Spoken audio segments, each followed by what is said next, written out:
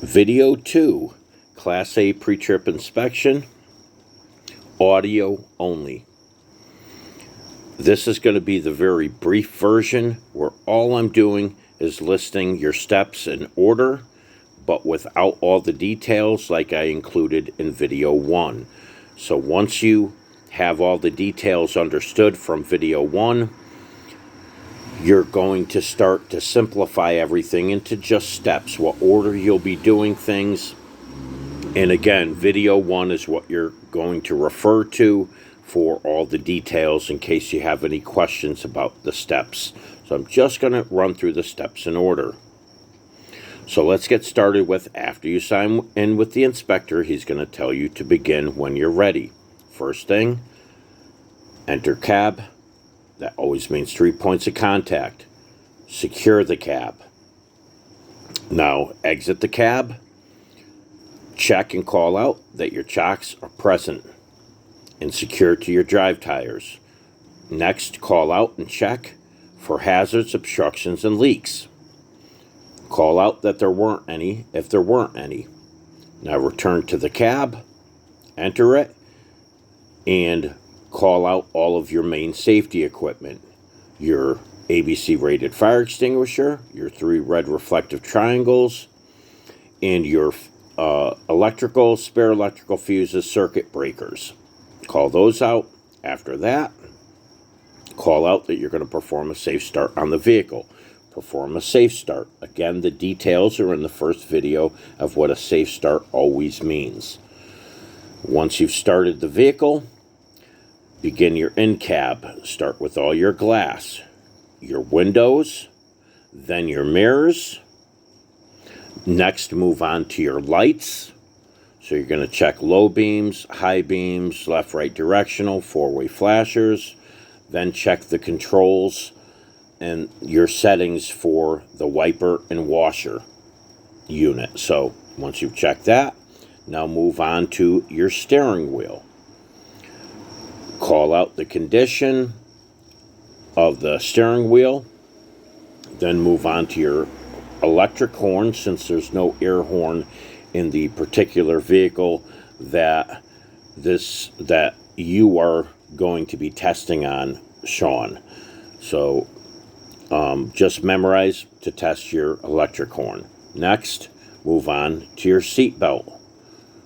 Then move on to your seat. Then cover all your gauges. First is going to be your water temperature and your transmission gauge. The range is 180 degrees Fahrenheit. Then your oil pressure gauge. The range is 50 to 60 psi. Then your tachometer, test that. Again, it's explained in the first video how to test it and what to say. Then explain how you would check your speedometer during the rolling service brake check. Then move on to your voltmeter. 12 to 14 volts is proper range. Then move on to your fuel gauge. Just call out how much fuel is in the vehicle. Then call out your primary and secondary air gauges being properly charged, and the system is fully charged between 120 to 140 psi. Then let the inspector know that you're going to turn off the engine so that you can move on to test your air brake system with the air leakage rate test. So turn off the vehicle, turn back on your electrical, let your gauges reset, and leave your electrical on. Now, first, ask the instructor to let you know when you can begin. When he says you can begin, just explain all the steps that are in video 1 of what you would do for the applied service brake air loss test, where you hold down the service brake for 1 full minute. Remember, release your tractor trailer spring brakes first. Get a starting PSI count once your gauge needle stops moving. Call out what that is. Then press on the service brake. Wait for your gauge to stabilize again. Call out what that starting PSI is. And then begin counting for the 1 full minute. If he lets you count for the full minute or he stops you early, simply say, I didn't lose more than 4 psi during that time span. Next, you're going to check your low pressure warning signal, the light and buzzer, making sure that it activates properly at 60 psi. So fan the service brakes down to 60 psi and call out that it's working properly. Lastly, for the air leakage rate test, you're going to check that your tractor and trailer spring brakes pop back out and re-engage at approximately 20 to 40 psi. So fan the service brakes again, wait for both of the spring brake maxi valves to pop back out and re-engage, and then simply call out, my tractor trailer spring brakes have re-engaged within proper range. Now I'm going to perform a safe start of the vehicle again so I can rebuild my air pressure. While I'm waiting for my air pressure to rebuild, I'm going to do a documents check. 3 documents are vehicle registration, insurance, and federal annual vehicle inspection report. So check them, make sure they're present and up to date within a year of the posted date, then re-secure them, then move on to check your heater, AC, defroster unit, and all of the accompanying vents, and call out what you're doing. Again, the details are in the first video.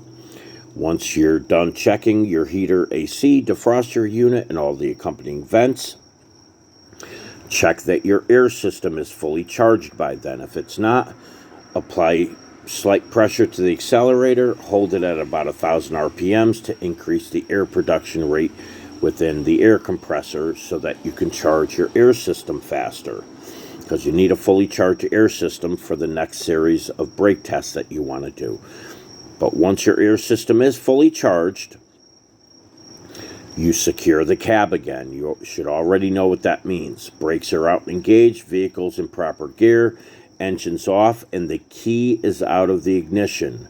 Now exit the cab, reposition your chocks 10 feet in front, 4 feet to the left, re-enter the cab, do another safe start of the vehicle, let your gauges reset, start the engine, and then double check that your air pressure is still full. If it is, call out your air system is still full, and now you're going to move on to test your tractor and individually your trailer spring brakes, making sure that they hold the vehicle properly in place or hold the vehicle still when you attempt to move forward.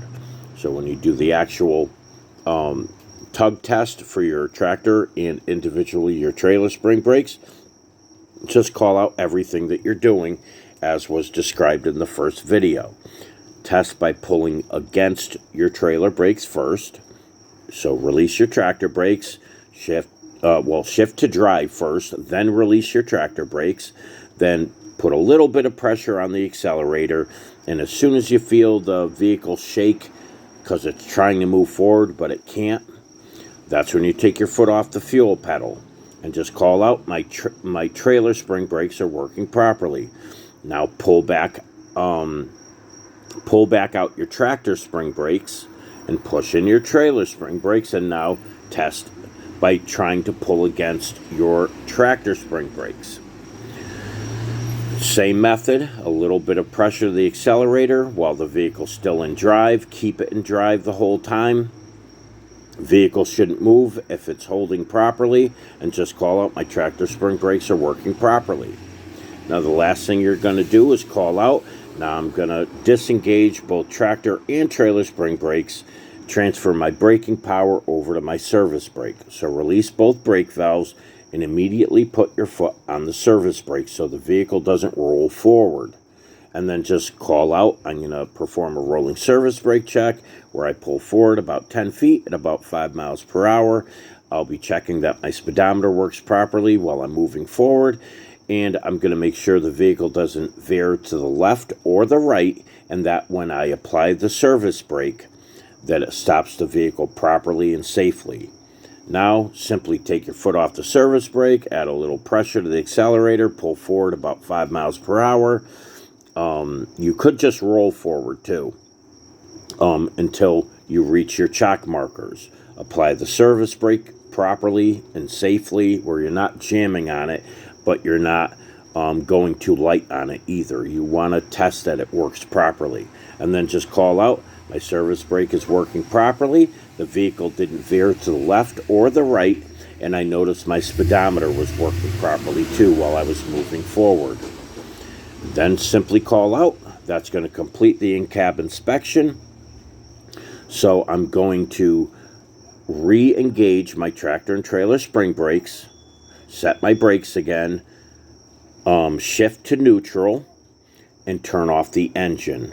So again, that's securing the cab. The only thing you're not going to do that you would normally do to secure the cab is you're not going to take the keys out of the ignition.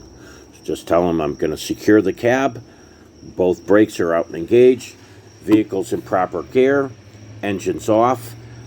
But I'm going to turn back on my electrical so that I can turn on my low beams, my high beams, and my left directional. Now exit the cab, 3 points of contact. Reposition your chocks back to your drive tires, and now you're ready to begin your outside inspection at the very front of the tractor. So this is all of the steps you'll need for your in-cab from beginning to end.